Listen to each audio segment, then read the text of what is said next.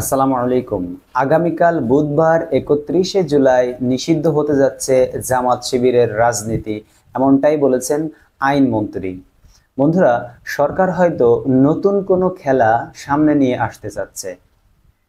আইনমন্ত্রী আনিসুল হক বলেছেন, জামাত শিবিরকে আগামীকাল বুধবারের মধ্যে নিষিদ্ধ করা হবে, নির্বাহী আদেশের মাধ্যমে এটি করা হবে বলে জানান তিনি। আজ মঙ্গলবার সচিবালয়ে মন্ত্রণালয়ে সাংবাদিকদের প্রশ্নের উত্তরে একথা বলেন আইনমন্ত্রী আনিসুল হক। কোন প্রক্রিয়ায় এটি করা হবে তা ঠিক করতে স্বরাষ্ট্রমন্ত্রীর সঙ্গে আলোচনায় বসবেন বলেও জানান তিনি। গতকাল সোমবার প্রধানমন্ত্রী শেখ হাসিনার সরকারি বাসভবন গণভবনে অনুষ্ঠিত বৈঠকে জামাত শিবিরকে নিষিদ্ধ করার সিদ্ধান্ত নেয় ক্ষমতাসীন দল আওয়ামী লীগের নেতৃত্বাধীন 14 দলীয় জোট। 14 দলীয় জোটের গতকালকের বৈঠকের উপস্থিত একাধিক সূত্র জানায়, প্রধানমন্ত্রী শেখ হাসিনা বৈঠকের শুরুতে বলেন, সাম্প্রতিক সময়ে সারা দেশে যে নাশকতা, আগুন দেওয়া আর ঘটনা ও পুলিশের উপর আক্রমণ হয়েছে, এর পেছনে জামাত শিবির রয়েছে।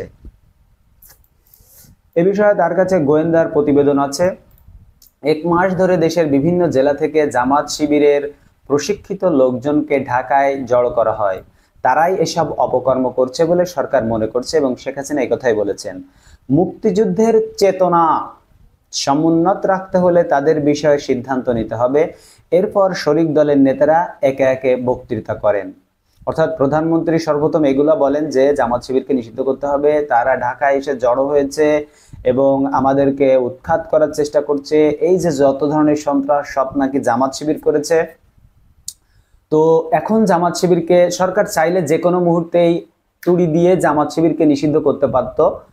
সরকার করে নাই, কিন্তু তারা নির্দিষ্ট একটা সময়ের জন্য অপেক্ষা করছিল এবং সেই উপযুক্ত সময়টা হলো এখন। কারণ সরকার এটা ভেবেছিল, যখন আমাদের যাওয়ার কোনো জায়গা থাকবে না, যখন আমরা একদম খাদের কিনারায় চলে যাব, তখন হয়তো জামাতকে নিষিদ্ধ করে জামাত যখন মাঠে নামবে, তখন আমরা বিদেশিদের কাছে দেখাবো যে দেখো জামাত কত উশৃঙ্খল, জামাত এই দেশটাকে সন্ত্রাসী দেশ হিসেবে কায়েম করতে চায়, জামাত শিবির এদেশে একদম সন্ত্রাসী কর্মকাণ্ড করে।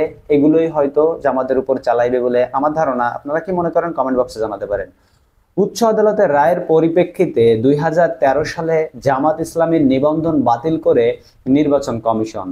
দলটির ছাত্র সংগঠনের নাম ইসলামী ছাত্র শিবির। 1971 সালে মহান মুক্তিযুদ্ধে যুদ্ধাপরাধের দায়ে জামাতের শীর্ষ নেতাদের ফাঁসির রায়ও কার্যকর করা হয়েছে।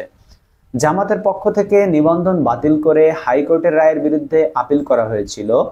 তবে সুপ্রিম কোর্টের আপিল বিভাগ 2023 সালের 19 নভেম্বর জামাতের পক্ষের আপিল খারিজ করে দিয়েছেন। ফলে দলটির নিবন্ধন বাতিলের সিদ্ধান্ত বহাল রয়েছে। যুদ্ধাপরাধের দায়ে দল হিসেবে জামাত ইসলামীর বিচার করার জন্য একটি আইনের খসড়া কয়েক বছর আগে তৈরি করেছে আইন মন্ত্রণালয়, পরে সে বিষয়ে অগ্রগতি আর হয়নি। তো এই ছিল হচ্ছে জামাত যে নিষিদ্ধ করা হবে তার বিস্তারিত খবর। বন্ধুরা, আপনারা হয়তো বুঝতেই পেরেছেন যে সরকার জামাতকে কেন এখন নিষিদ্ধ করতে চাচ্ছে, এখন নিষিদ্ধ করলে তাদের কি লাভ হবে এবং জামাতের কি হবে, বিএনপির কি হবে। এটা এতদিন সরকার শুধু এই যে জামাত বিএনপি একসাথে রাজনীতি করে, সরকার এটা বলতেছিল যে জামাত এবং বিএনপি একসাথে মিলে এদেশে উশৃঙ্খলা, বিশৃঙ্খলা বা সন্ত্রাস যাই বলেন না কেন এগুলোই প্রতিষ্ঠা করছে।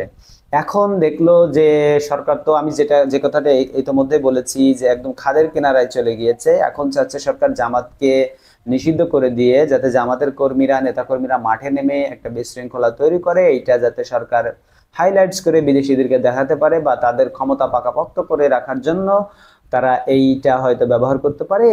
এইটাই হয়তো হবে এবং এইটাই আমি আশঙ্কা করছি।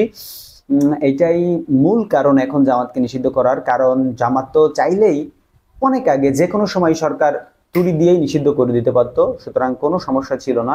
আর এখন হচ্ছে সেই মোক্ষম সময়, যেটি বুঝতে পারা যাচ্ছে এবং সকলেই বোঝে। বাংলাদেশের মানুষ সবাই এখন বুদ্ধিমান বলে আমি মনে করি, সকলেই কম বেশি বুঝতে চেষ্টা করছে, শুধুমাত্র পুলিশ বাদে।